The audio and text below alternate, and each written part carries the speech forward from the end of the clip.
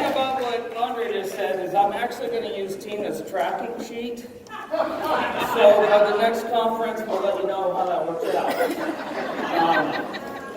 But thanks for having me up here. It's so exciting. I can't hardly see any of you, but I'm gonna use what I just learned from Big Al, and I'm gonna say, would it be okay if I'm rigorous with you guys up here? Woo! Yep. Would it be okay that I don't even use some of my slides that I don't even know? I forgot what I have on them already. And that's kind of part of what I'm going to tell you talk about being in the moment, connecting with people. And so would it be okay that if I say something that may make you uncomfortable, that you'll just be in an inquiry about it, and maybe think about it later, and maybe think that, it's something that you can change. Because there's a lot of things that have happened since getting into the industry. You learn.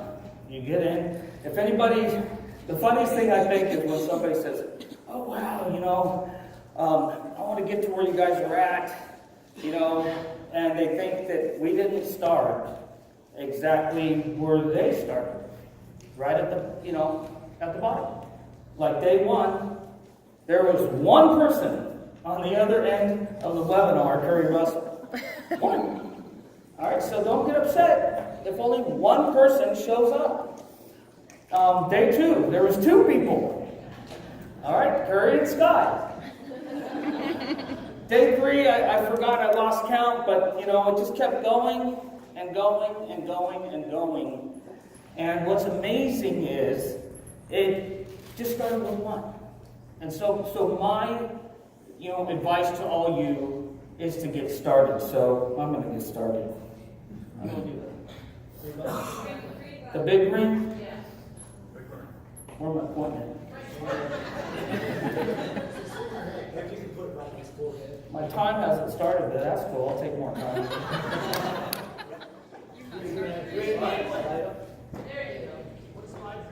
Oh, great. Now the time started. All right, so make this go to the next slide.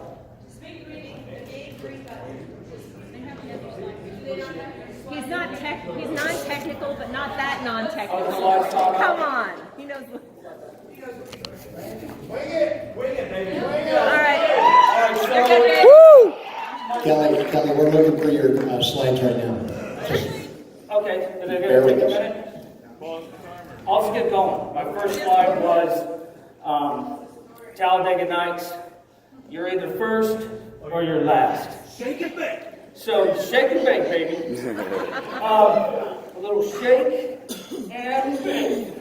So here's the funny part about that movie. It's so real, you have to make quick decisions. When I'm talking to somebody, I'm looking for somebody that is going to make a quick decision. And I'm somebody myself that makes extremely quick decisions. Because on a Friday night, I met Tina in Dallas. And on Wednesday, the following Wednesday, we were engaged to be married. All right? You got to make close and fast.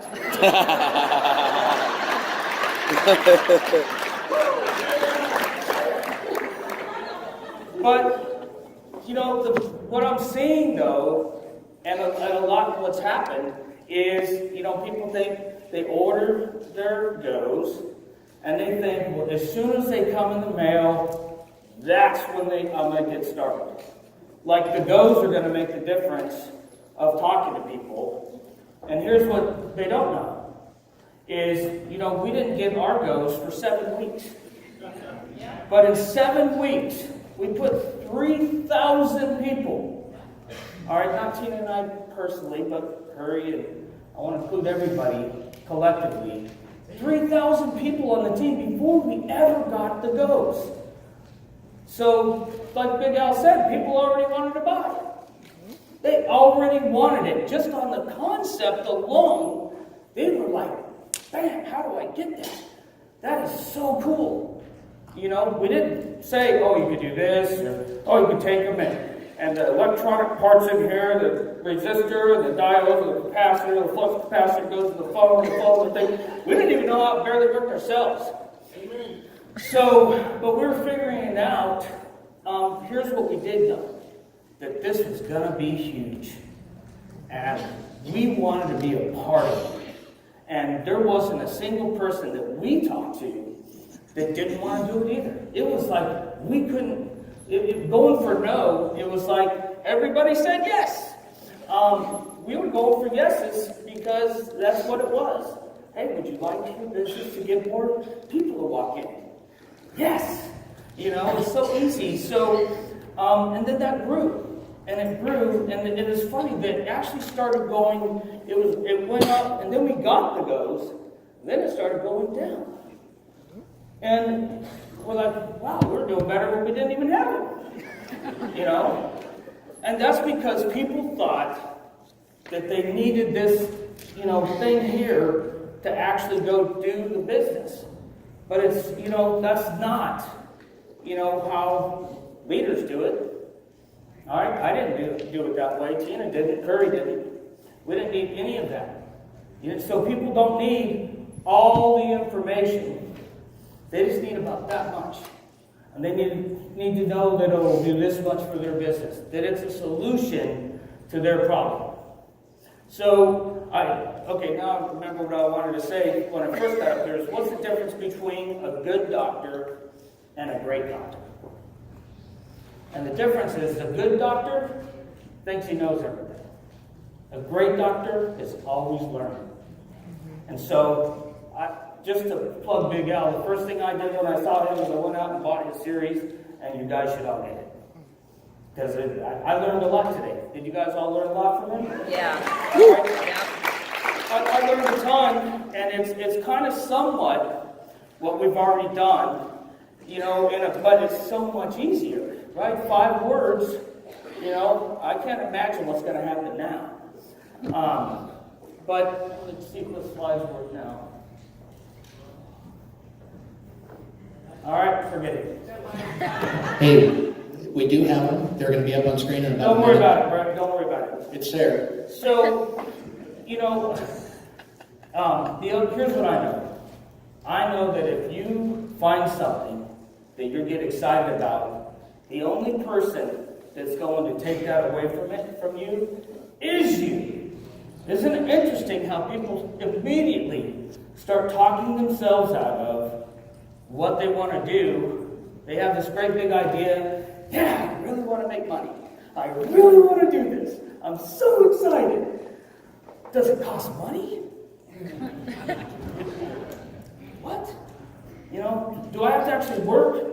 Oh, but I watch, football on Sundays, and there's no way I can do it then. And then they literally get excited about something and talk their way back into how they're going to fail and this isn't for them. Like in the first week. So I have this theory. It's called the gym theory. It happens like once a year usually for most gyms. Anybody that works at a gym is going to laugh at this. Because you get all these people, right? They have this great idea.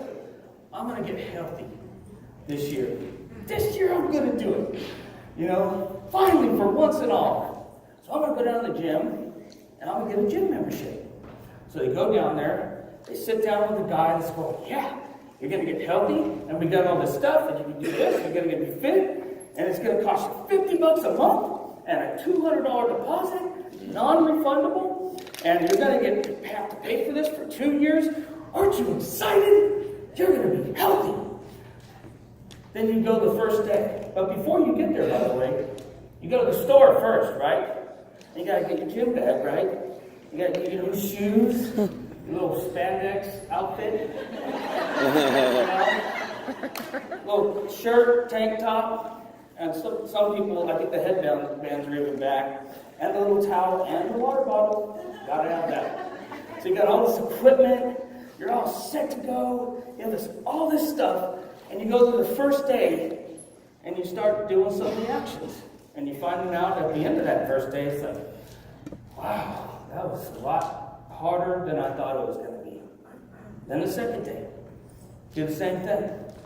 Third day, same thing. And by the third day, your brain's already telling you, man, is this going to ever get easier? It's only been 3 days, by the way.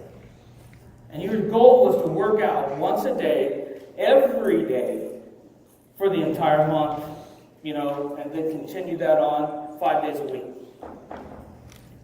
But here's what happens.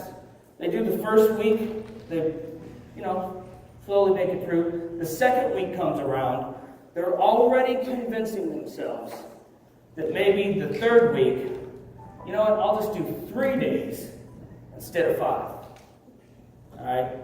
Then the fourth week comes around, and they're like, you know what, maybe I'll just do 2 days a week. The next month comes around, they're already at, maybe I'll just do 1 week, and that'll be fine. Remember, their goal was to be healthy. They were excited, have all this equipment, all this bag, the pass, they're looking cool. They go there, and by the end of the second month, they're down at the desk, pounding, saying, you ripped me off. I have to pay $50 a month for the next 2 years, and I'm not even going to come anymore. It's your fault. What does that sound like? All right, what does that sound like? Quitters. Quitters. Has anybody had anybody that was super excited, like they called you up, oh my, this is it! My problems are solved. We're going to get rich. And by the third week, they're calling you up and they're saying, well, where's all my money? I got 2 people on my team. Where's the money? It's not flowing. How come my goals aren't bringing in 500 people a week? What's the problem? I thought you said this was going to make me rich. So that's going to happen. So here's my invitation for everybody. And it's going to be called getting tough. You have to be tough. And one of the things that I'm hearing after we've been doing this for so long is people are getting people involved. And I started seeing things that were going on. And one of the conversations I had was, somebody was telling me, yeah, this person, I got them involved and they were so excited. I said, boy, you must have bought them into the company, didn't you? You must have paid for them to be on your team. And they're like, how did you know? I said, because that'll guarantee for sure they're going to do nothing. All right, you want somebody to do nothing? Pay for them to be on your team. Because they're not going to want it. How many people here literally want success for their team members just as much as they want their own? Right now. Here's the tough part. The tough part is so do I. Like, I want it for people like, there's people that I had conversations with that called me up. I know there's Tony and Justin and a number of people that literally got on the phone. They were committed, but they said, Kelly, I don't think I'm going to be able to be there. I don't know how I'm going to make it happen. I don't know how. Now, I had 2 decisions to make at that time. I could have gone, wow, man, you got some bad luck. That sucks. I don't know what to say. I guess good luck for the future. Could have said that. But here's what I did say. And it was tough. It was hard for me. I said, listen, you said yes. You said yes.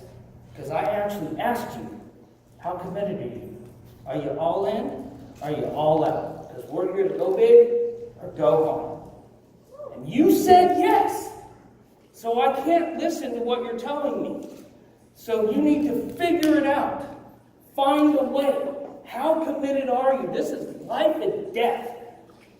Not really.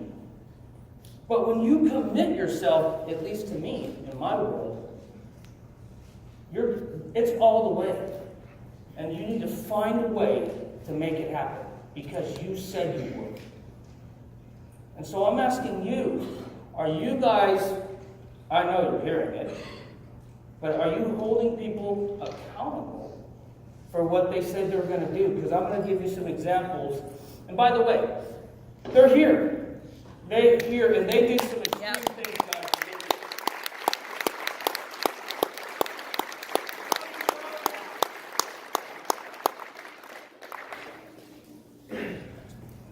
They did some extreme things to get here, so I'm real proud of them for doing it. It's going to make a world of difference for the rest of their lives, because they said they were going to do something, and they followed through, and they did it. But you guys are all here too. You guys showed up. There's a lot more people involved in Asirvia that are here, but you guys showed up.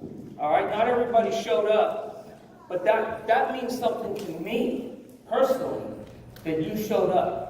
Because when I signed up for Asirvia, I knew what was going to happen. I knew it was a new company. I knew they're going to go through bumps and bruises and ups and downs. But I signed up for that. So I'm not calling Kevin up complaining every little second, because I actually expected it. And it wasn't even as bad as I thought. I've seen worse. But when you sign up for something, I'm inviting you to talk to people on a level that they've never been talked to, which is, listen, if you say yes, don't do no. Or just don't do it. Because I'm going to give you examples of some of the calls I have. People I talk to. I get some calls and they're like, yeah, I saw this Asirvia thing, how cool. This little thing, it puts text on your phone. You know, you totally want to do it. I'm like, great. Would you like to get started? Right now. And they're like, yeah, well, does it cost money? Yeah, it does. And do I say, oh yeah, you should get 3 at 69, because I don't think people should get 3 at 69. I think they should get 8. And here's the reason why they should get 8. Not because I want to up the sale or make more, it's because I honestly believe these things work so well that you're going to want more than just 3. 3 is like the getting started, put your feet in the water pack. 8 is exactly what we use. We have 36, in fact. So, then they're like, well, I don't know about that. How am I supposed to do that? I'm like, listen, that's the deal. That's what we have to offer. Maybe it's just not for you. Now, that's all I said. Then they say they'll tell me, well, how much is it a month?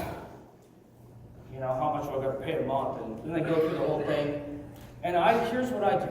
I don't sit and try and convince them at all. I'm like, if you want to get involved, this is the cost. And not only this is how much it is a month, I'm going to tell them every dime right up front, because that's your concern, right?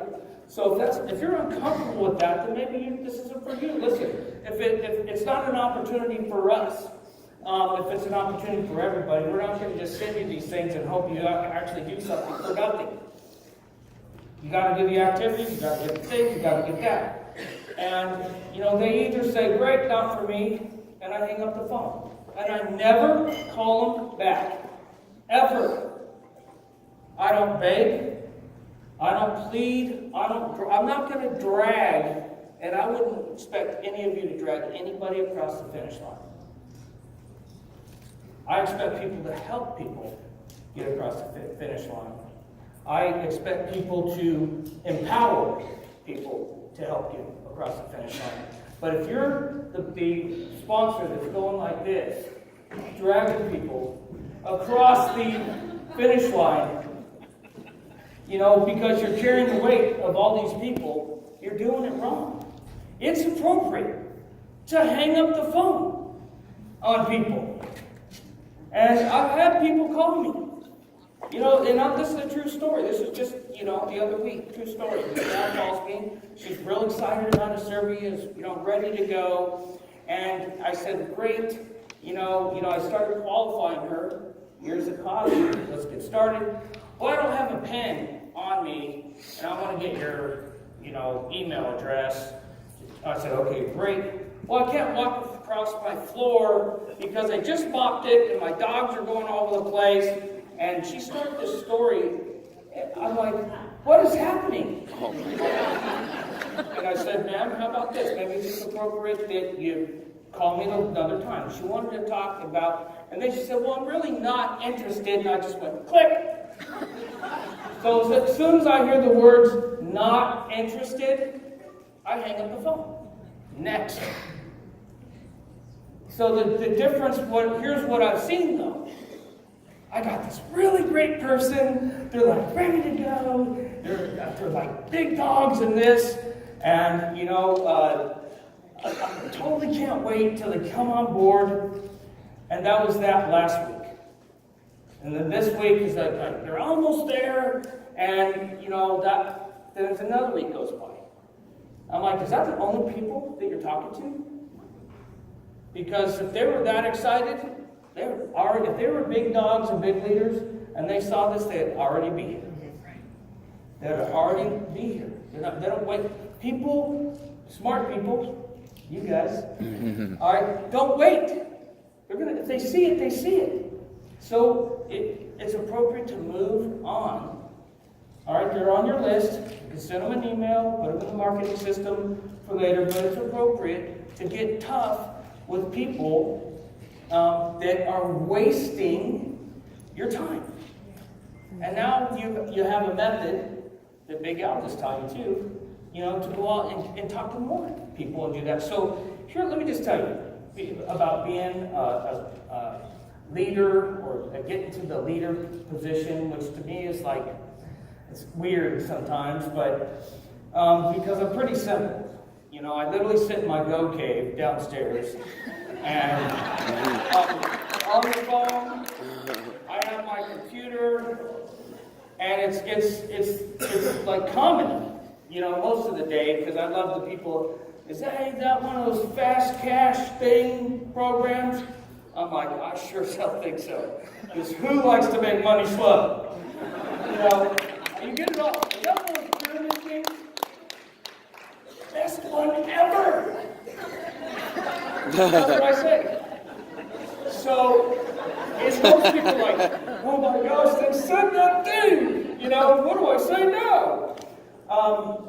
People are going to come at you, and you just have to be tough. Give it back. All right, get back to the Go Cave. You know, I have this to people that say, yeah, well, how good could that be, doing what you do? I'm like, well, I really sit in my chair, kind of like Sherry was just talking about. I have my little swing arm with my computer. I watch movies on mute, usually like Braveheart or Gladiator. Shocking. Shocking, I know. I have my headphone. And I sit there and take calls on Facebook, get up, I have animal crackers right next to me. I have like a refrigerator, like, you know, to go get drinks or water. And I get a look outside. It's the best! Who wouldn't want to do that? I literally could get up at any time and go do anything, and I get to do that. It is awesome, is what it is. But I want to relate this to something I was talking to Tina about the other night. It's kind of like, has anybody ever seen somebody on the side of the road that needs help because their car broke down? Mm-hmm. All right? And there's two types of people that you see doing that. All right, usually there's a flat tire, or you see somebody like this leaning against their car, and cars are just literally going by. Nobody's pulling over to help this person. But isn't it interesting that if you saw that same person pushing their own car, wouldn't you just want to get out and help them? Yep. Because they're helping themselves. Who wants to help somebody? They're entitled and thinks that they deserve your help. No one wants to help that person. But I'll tell you this, and this is my promise. I will help anybody. I will drag you across the battlefield of network marketing. All the way. I won't drag you. I will be right by your side. That's what I meant to say. I'll be right by your side, but you have to be willing to do it yourself. You have to be willing to help yourself. You have to be willing to get in the trench and do what you gotta do the actions, take the good calls and the bad ones. And guess what? The more you do it, the better you get. And it becomes fun. It's comedic, some of the calls out later on. Maybe not in the moment, but later on it's pretty funny. People are funny. But you get to the point where you'll meet enough people. Because all you need is enough people. You don't need everybody. This is not for everybody. I even tell people, tell your family and friends last. Because I'll tell you exactly what they're going to tell you. Oh, let me see you make it first. Yeah. Well, how much money have you made? You know, well, I don't know if those things will work. I don't think so. You know, save it. Wouldn't you rather go with that, Audi pink slip? Check out these out. Woo! Ready to get started?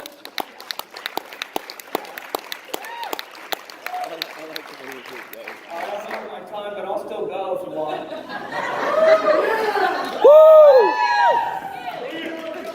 All right. Thanks, Kevin. All right, well, thanks, everybody. I'm going to end it on that. Here's one more thing before I go. And that is 10% of this is the actual business. 90% of this is working on yourself. It's all about you. And if you can just get to the point where you can overcome all the stuff that you made up about this is hard, that you tried this before, it didn't work, people are, cruel, people are this, they're going to say things, people are going to make fun of you. If you can get to that point where you put it behind you and just keep moving forward, one day at a time, talk to one person at a time, and guess what? You will be going up one rank at a time just from doing that. And I know you guys can do it.